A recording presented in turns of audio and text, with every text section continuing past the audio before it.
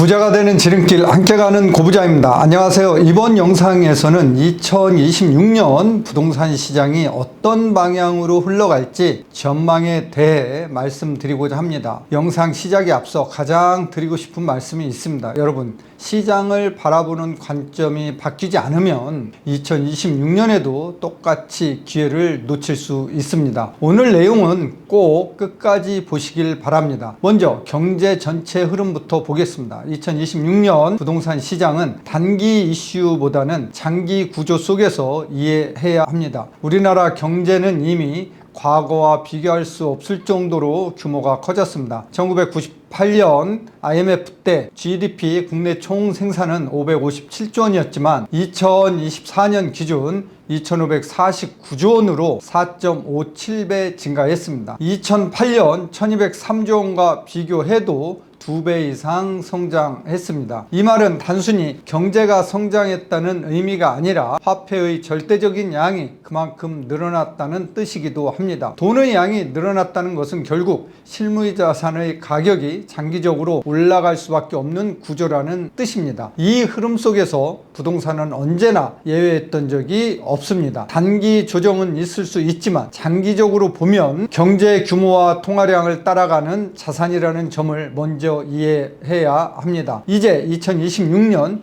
집값을 결정짓는 가장 중요한 요소, 주택 공급을 보겠습니다. 많은 분들이 정책이나 금리에만 집중하지만 부동산 시장에서 가장 강력한 변수는 언제나 공급입니다. 한국부동산원에 따르면 2025년 서울 아파트 입주 물량은 46,710가구였습니다. 그럼에도 불구하고 서울은 만성적인 공급 부족을 겪었습니다. 그런데 2026년은 상황이 더 심각합니다. 서울 아파트 입주 물량은 24,462가구로 전년 대비 2만 가구 이상 줄어들 것으로 예상됩니다. 주택 수요는 여전히 유지되는데 공급이 이렇게 줄어들면 가격이 안정되기란 구조적으로 어렵습니다. 이런 시장에서 어떤 강력한 규제가 나오더라도 정책 효과가 제한적일 수밖에 없습니다. 집값은 결국 수요와 공급으로 결정되기 때문입니다. 전국 시장도 함께 봐야 합니다. 전국적으로 보면 아직도 미분양 아파트가 산처럼 쌓여 있습니다. 특히 지방은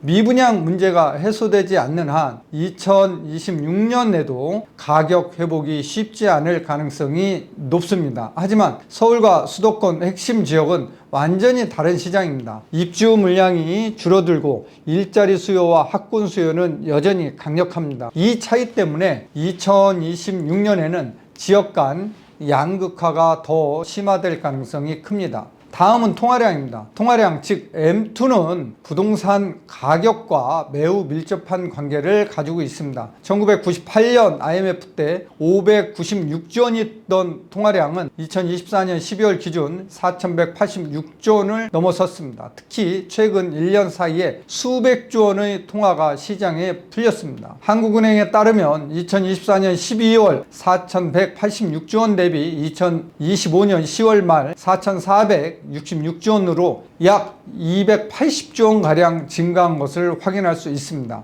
한국개발연구원 KDI 분석에 따르면 통화량이 1% 증가할 때 1년 내 집값은 0.9% 상승하는 걸로 나타났다고 합니다. 중요한 점은 이 돈이 가만히 은행에 머물지 않는다는 것입니다. 주식, ETF 그리고 결국은 실물자산으로 이동합니다. 부동산이 이 흐름에서 완전히 배제되기는 어렵습니다. 그래서 통화량이 계속 증가하는 구조에서는 장기적으로 부동산 가격에 상승 압력이 작용할 수밖에 없습니다. 이제 기준금리를 보겠습니다. 현재 상황을 보면 자영업자를 중심으로 연체율이 빠르게 상승하고 있습니다. 특히 취약 차주인 연체율은 매우 높은 수준입니다. 이런 상황에서 고금리를 장기간 유지하는 것은 현실적으로 어렵습니다. 기준금리는 경제 상황에 따라 움직입니다. 경제가 둔화되고 부실 위험이 커지면 금리는 내려갈 수밖에 없습니다. 기준금리가 내려가면 대출이자 부담이 줄어들고 자산시장으로의 자금 이동이 다시 시작됩니다. 금리는 부동산 시장의 속도를 조절하는 장치일 뿐 방향 자체를 바꾸지는 못합니다. 2026년으로 갈수록 금리는 하락 압력을 받을 가능성이 높고 이는 부동산 시장에는 매우 우호적인 환경으로 작용할 수 있습니다. 이제 정책 이야기를 해보겠습니다. 2026년 부동산 정책의 핵심 키워드는 완화 기대감입니다. 대출 규제, 세금 규제, 공급 정책 모두 강도가 조절될 가능성이 큽니다. 하지만 여기서 분명히 짚고 넘어가야 할 점이 있습니다. 정책은 집값을 결정하지는 않습니다. 정책은 속도를 늦추거나 빠르게 할 뿐입니다. 공급이 부족한 시장에서는 어떠한 정책도 가격을 근본적으로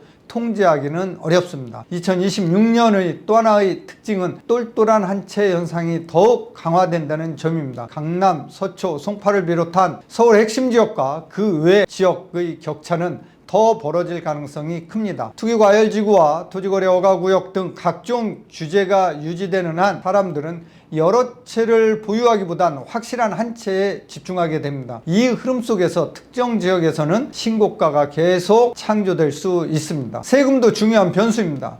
양도세가 높아지면 집주인들은 집을 팔지 않습니다. 세금을 내고 매도하느니 보유하거나 증여를 선택하게 됩니다. 그러면 시장에 나와야 할 매물이 나오지 않습니다. 거래량은 줄어듭니다. 신규 공급이 부족한 상황에서 기존 매물까지 잠기면 가격이 내려갈 이유는 사라집니다. 보유세 역시 마찬가지입니다. 종부세가 오르면 집주인들은 그 부담을 그대로 떠안지 않습니다. 전세보증금을 올리거나 월세로 전환하면서 세금을 임차인에게 전가하려 합니다. 그 결과 전월세 가격은 상승하고 무주택자의 주거비용 부담은 더 커질 수밖에 없습니다. 전월세 부담이 커질수록 내 집 마련은 더 어려워지고 자산 격차는 오히려 더 벌어지게 됩니다. 이 모든 내용을 종합해보면 2026년 부동산 시장 방향은 비교적 명확합니다. 서울과 수도권 일부 지역은 입주 물량 부족과 꾸준한 수요로 인해 상승 가능성이 높습니다. 반면 지방은 미분양 해소 여부에 따라 하락 또는 정체 흐름이 이어질 가능성이 큽니다. 결국 2026년은 전국이 같은 방향으로 움직이는 시장이 아닙니다. 양극화가 더 심화되는 시장이 될 가능성이 큽니다. 마지막으로 꼭 드리고 싶은 말씀입니다.